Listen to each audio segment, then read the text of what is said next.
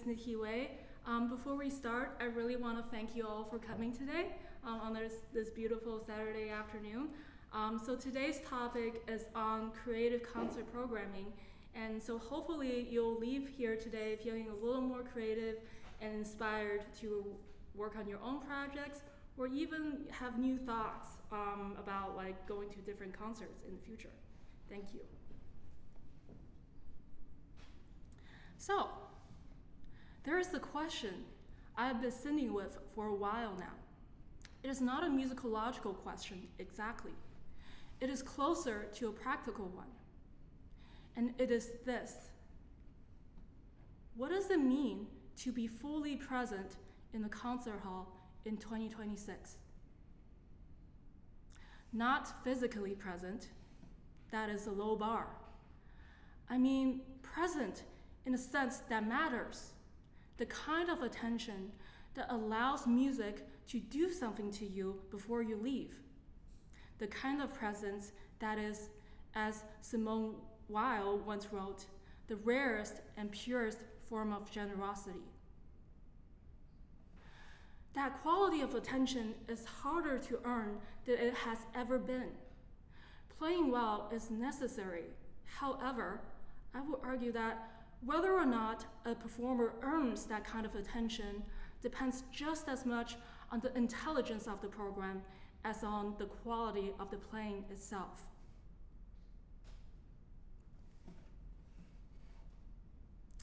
Concert programming is the most under-theorized craft in all of performance practice. We spend years learning to play and how to play. We spend almost no time learning to think about what we play, in what order, and why. The consequences of that neglect are visible in the data. Around 1800, roughly 80% of the music performed in major halls of Europe was by living composers. By mid-century, that figure had almost inverted. The concert hall, within a single generation, had transformed from a place where the present was the default into a museum of the past. The ratio has remained broadly stable ever since. What is perhaps more striking is how little the structure of recital itself has changed over time. The conventional program, a Baroque opener, followed by a classical sonata, a romantic set, and something contemporary at the end, has been essentially unchanged for over 180 years. 180 years. The same arc, the same logic, the same quiet message to the audience. Here's the canon, presented in order. But here is what makes this genuinely interesting rather than merely unfortunate. Research on how people actually choose music, as opposed to how they say they would like to choose it, reveals a consistent gap between stated preference and actual behavior. When asked, listeners say they want more novelty. They claim to be tired of the familiar. Yet when given real choices, familiarity predicts their selections more strongly than ever of their own reported liking for a piece. The pull towards the known is not a character flaw, it's a cognitive fact. And it is one that a thoughtful programmer can work with rather than against. The question is not whether audiences resist the unfamiliar. They do. The question is what a performer chooses to do about it.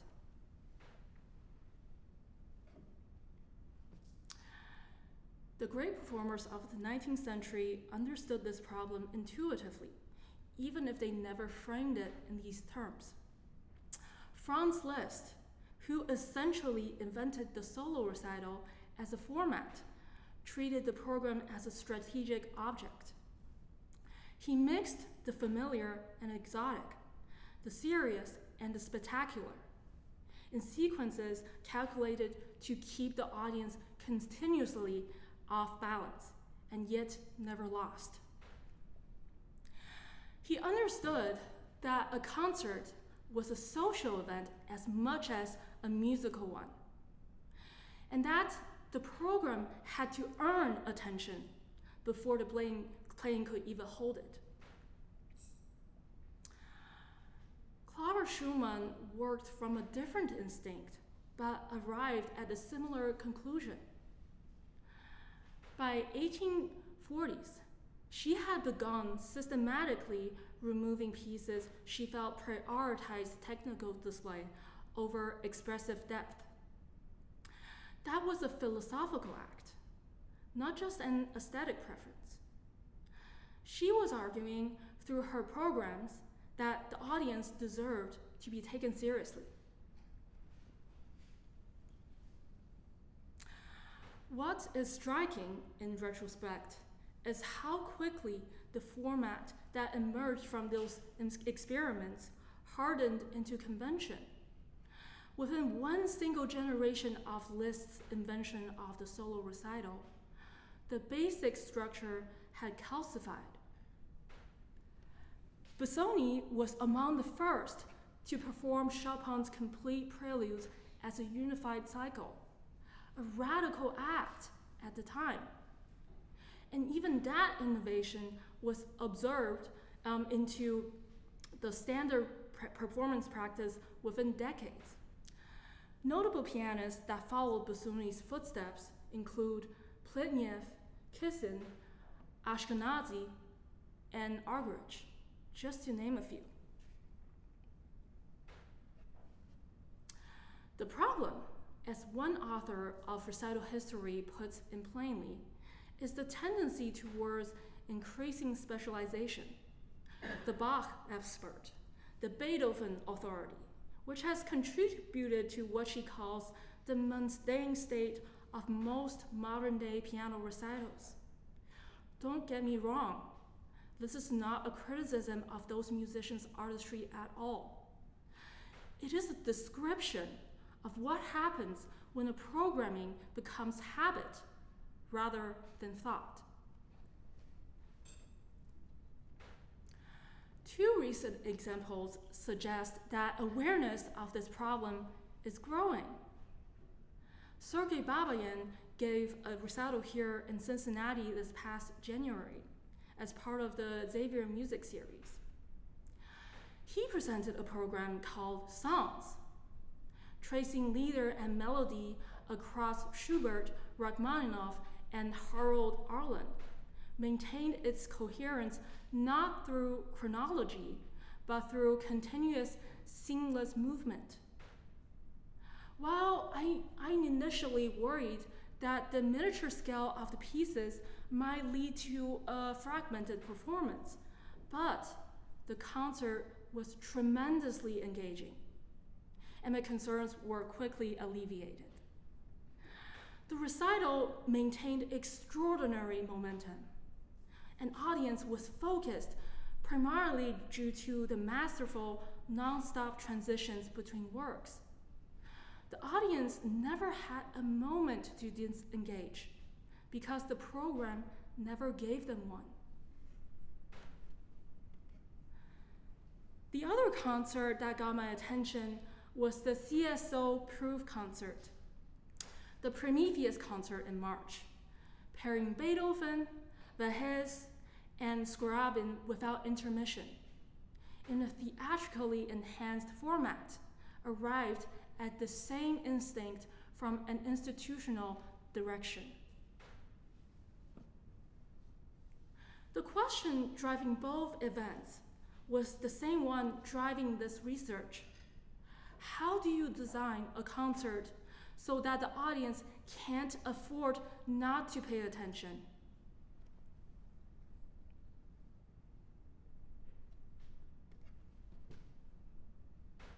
Horowitz once said that building a program is like creating a symphony. I have returned to that observation many times, and I think it deserves to be taken more literally than it usually is. Consider what a symphony actually does.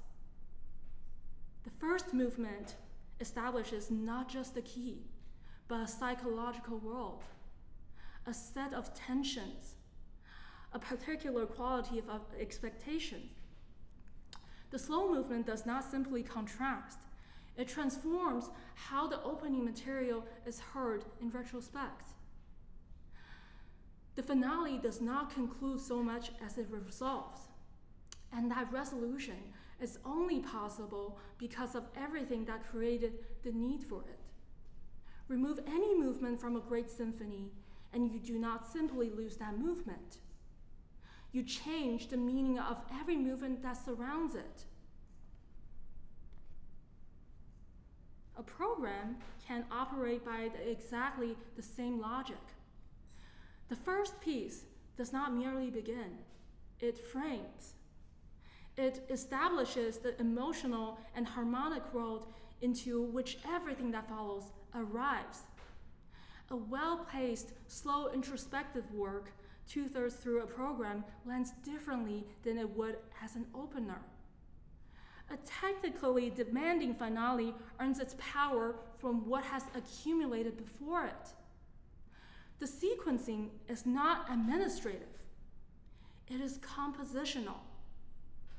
The programmer is, in a meaningful sense, composing a larger work from the pieces they have selected, and the quality of that larger work is as subject to judgment as the quality of any of its constituent parts. I want to argue for something stronger. Programming is not only an aesthetic act, it's also an ethical one. When a performer asks an audience for their attention for an hour, for 2 hours, there is a contract implicit in that request. The audience is offering something real: time, concentration, the willingness to be moved. The performer owes them something in return, not just technical skill, not even beauty, but a reason to stay present. There is a counter-argument worth acknowledging. One distinguished pianist warned that being overly intellectual in their choice of programs, musicians often close their minds to something charming. That is a genuine caution. A program that is conceptually intricate but emotionally cold is a failure. But I would argue that the opposite failure is considerably more common and considerably less discussed. The program that is safe, predictable, and unreflective is not modest. It is a missed opportunity. It asks nothing of the audience because it asks nothing of the performer.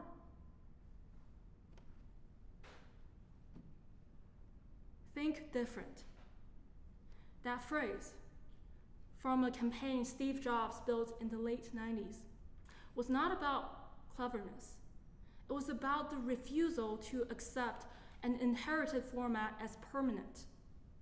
The people it celebrated were not iconoclast for its own sake. They were people who looked at the system, understood why it existed, and then asked whether it still needed to exist in that form.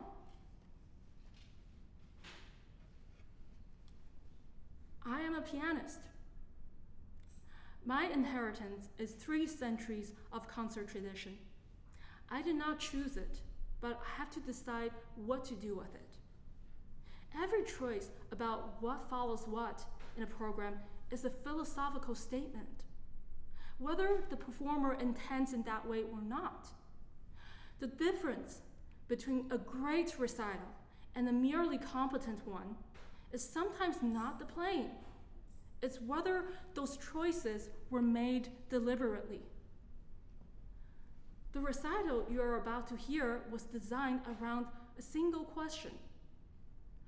what would it feel like to hear 180 years of musical history not as a sequence, but as a simultaneous conversation? And what would happen to the music and to the listener if that conversation were structured so that every piece arrived exactly when the ear was ready for it? Let me show you what I mean.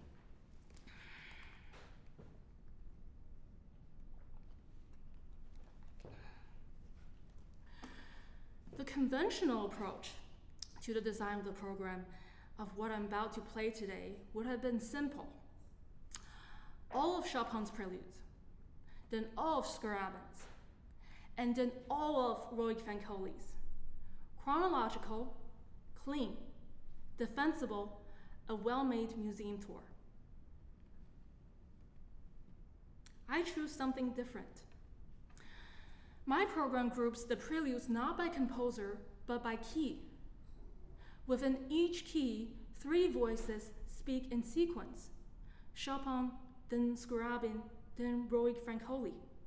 Before we move to the next key together, the listener is not moving between rooms. The listener is inside the conversation. The musical logic for this pairing is well documented. Chopin's Opus 28 essentially created the prelude as an independent concert form during his winter in Val di Mosa in 1839.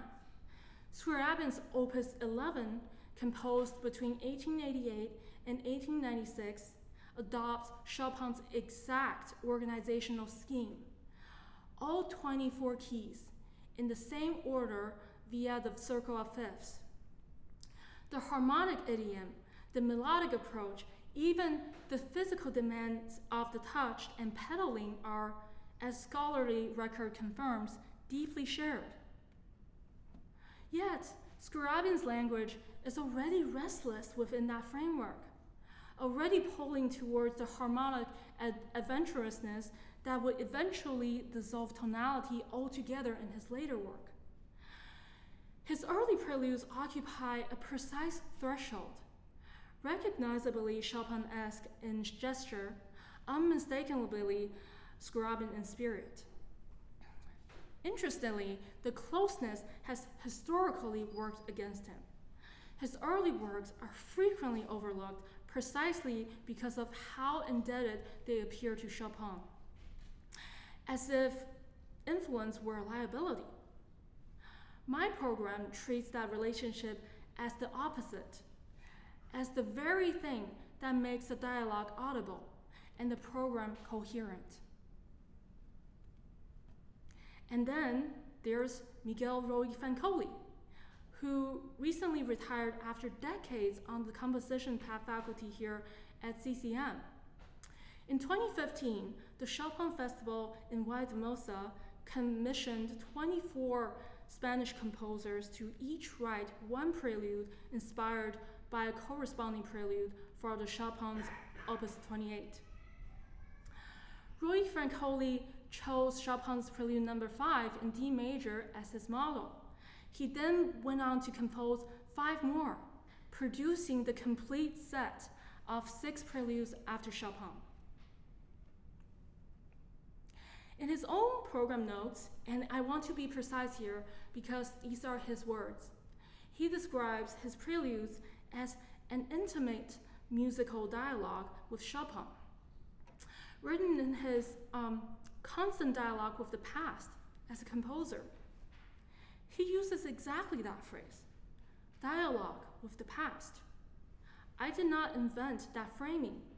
I recognized it in what he had already named. And when those preludes were premiered in Val di Mosa, they were performed in alternation with Chopin's 24 preludes, interleaved by key. The composer had already arrived at the same structural conclusion. My program is not a creative interpretation of the music. It is a fulfillment of the composer's stated intention.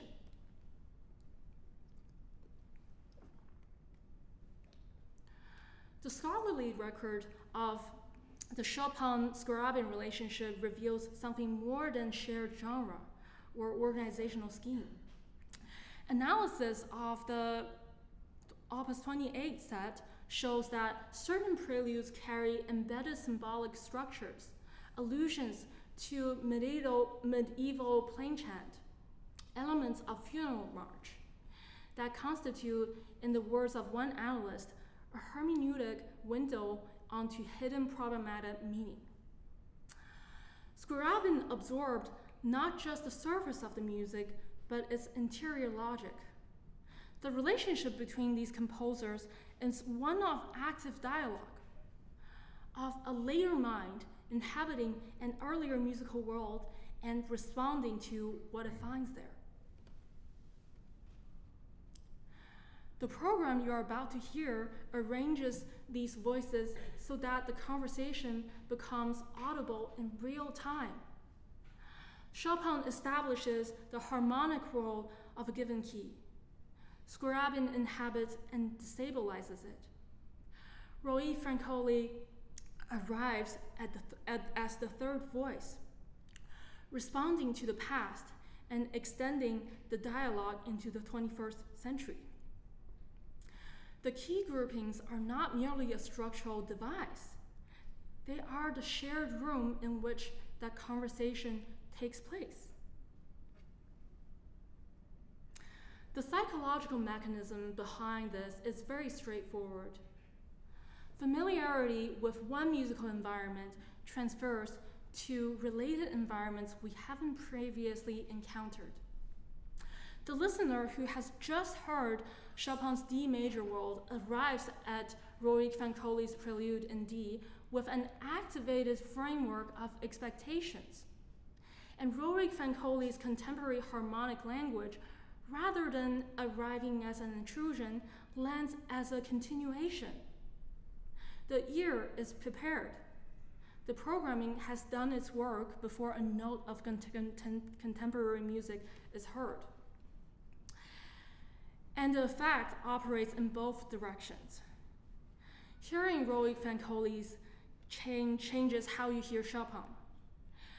The dialogue genuinely transforms both voices, and that is what symbiotic programming works. It is the standard I have tried to hold this program to.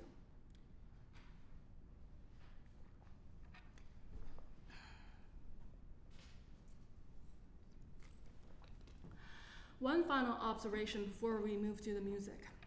In March, the Cincinnati Symphony Orchestra presented Proof, a concert that pairs Verhae's Deserts alongside Beethoven's Prometheus and Scriabin's Prometheus, without intermission, with theatrical lighting and a post-concert talk. Three works united not by chronology, but by the concept of revolutionary firsts. The first score to incorporate recorded tape, and the first to attempt scoring not only by sound, but by sight.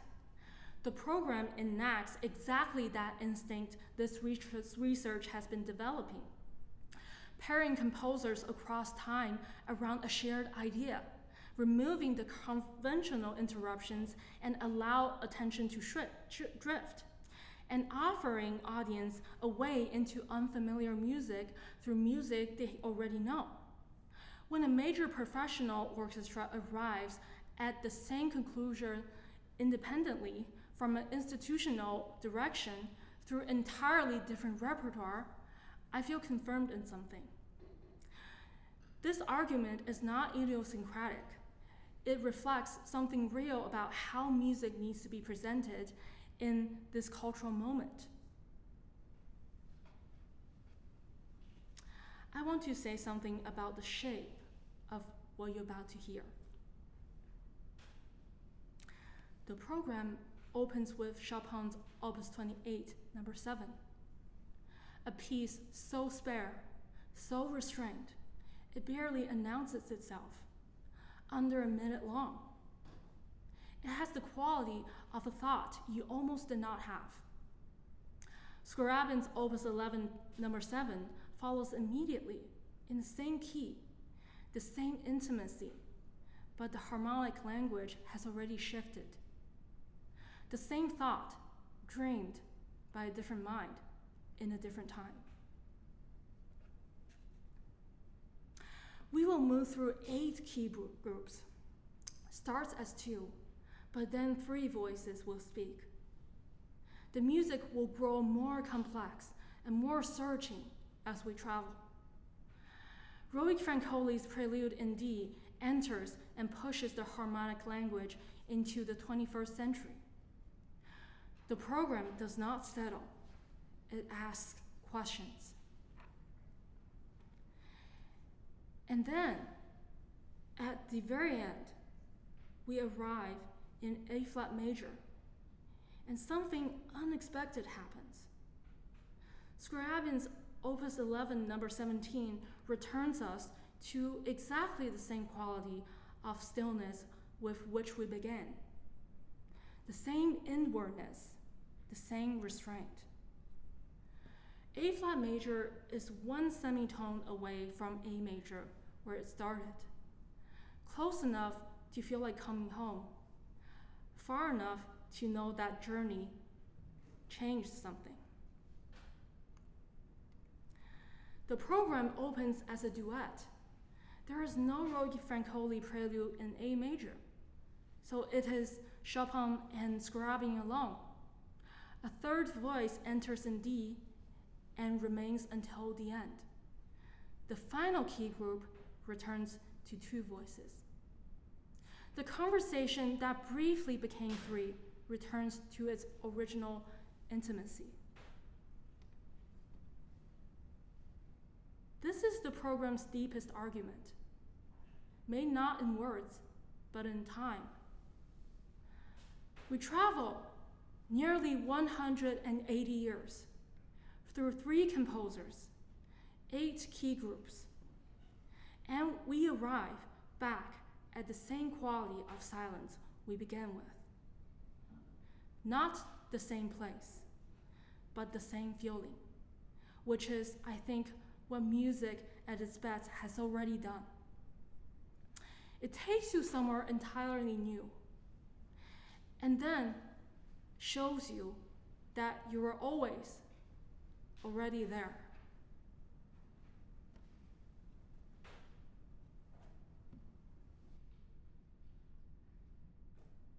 So let me stop describing.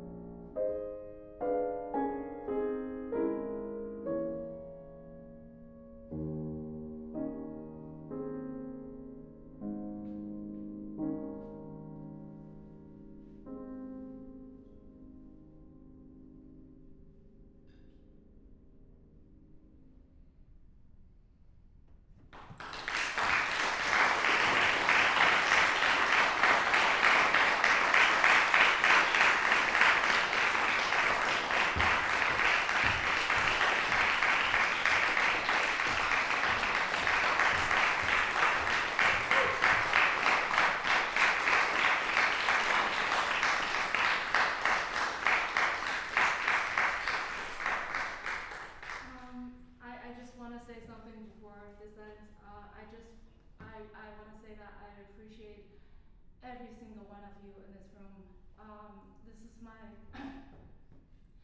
is my last degree recital of my DMA. So to have all of you here, I don't know how to put anything into words. And so just thank you so much for what you've had, like so many of you have done so many great things for me in the past 4 years here. So I just want to say thank you. And again, thank you so much for your attention. It means a lot. Thank you.